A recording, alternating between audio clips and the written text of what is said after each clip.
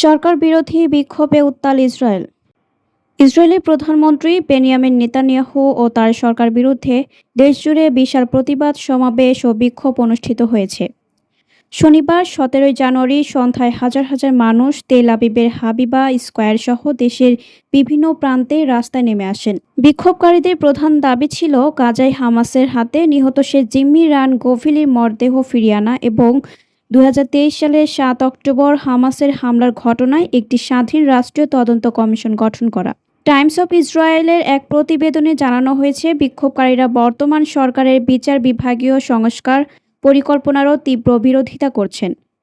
নিহত জিম্মি রান গোভিলির নিজ শহর মেইতারে একটি বিশেষ সমাবেশের আয়োজন করা হয়, যেখানে রানের বাবা মা মার্কিন প্রেসিডেন্ট ডোনাল্ড ট্রাম্পের প্রশাসনের কঠোর সমালোচনা করেন।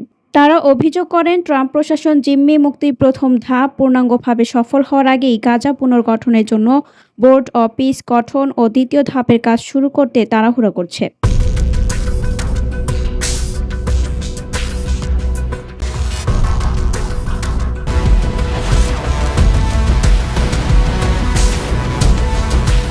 রান গোভিলির বাবা ইজিক এবং মা তেলিক এক বিবৃতিতে প্রশ্ন তোলেন, হামাস যেখানে তাদের সন্তানকে ফিরিয়ে দিতে অস্বীকার করছে, সেখানে কিসের ভিত্তিতে শান্তি ও পুনর্গঠনের কথা ভাবা হচ্ছে। তারা মনে করেন, হামাসকে চুক্তি পালনে বাধ্য না করে গাজা পুনর্গঠন করা মানে ইসরায়েলের জাতীয় নিরাপত্তাকে ঝুঁকির মুখে ফেলা। তেল আবিবের প্রধান সমাবেশে প্রাক্তন প্রতিরক্ষা মন্ত্রী ও আইডিএফ প্রধান মোশে ইয়ালন বর্তমান সরকারকে দুর্নীতিবাজ ও মেসিয়ানিক হিসেবে অভিহিত করে তীব্র আক্রমণ করেন।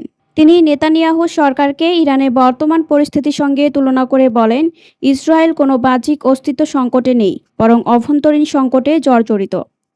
ইয়ালন অভিযোগ করেন, সরকারের চরমপন্থী মন্ত্রীরা ইরানি শাসনের মতো প্রতিবাদকারীদের দমন করার মানসিকতা পোষণ করছেন। বিক্ষোভকারীরা ব্যানার ও প্লাস কার্ডের মাধ্যমে 7 অক্টোবরের ব্যর্থতার জন্য রাজনৈতিকভাবে নিয়োগকৃত তদন্ত কমিটির পরিবর্তে নিরপেক্ষ বিচারিক তদন্তের দাবি জানান। মেইতারের সমাবেশে শত শত মানুষ উপস্থিত ছিলেন, যাদের মধ্যে রান গোভিলির স্কুল ও সেনাবাহিনীর বন্ধুরা ছাড়াও ফিরে আসা কয়েকজন জিম্মি ও তাদের পরিবারের সদস্যরাও ছিলেন। জিম্মি দশা থেকে মুক্ত হওয়া রুমি গোনেনের মা মেইরাফ লেশেম গোনেন আবেগ ঘন কণ্ঠে জানান, 7 অক্টোবরের হামলার সময় রান এবং অন্য রক্ষীরা তার মেয়েকে বাঁচাতে জীবন বাজি রেখে লড়েছিলেন। বিক্ষোভকারীরা ঐক্যবদ্ধভাবে এই বার্তা দিয়েছেন, যতদিন না শেষ জিম্মি ফিরে আসছেন এবং সরকারের ব্যর্থতার স্বচ্ছ বিচার হচ্ছে, ততদিন রাজপথ ছাড়বেন না তারা। পরবর্তী সংবাদ দেখার জন্য আমন্ত্রণ এবং সাবস্ক্রাইব করে বার্ড নিউজের পাশে থাকুন।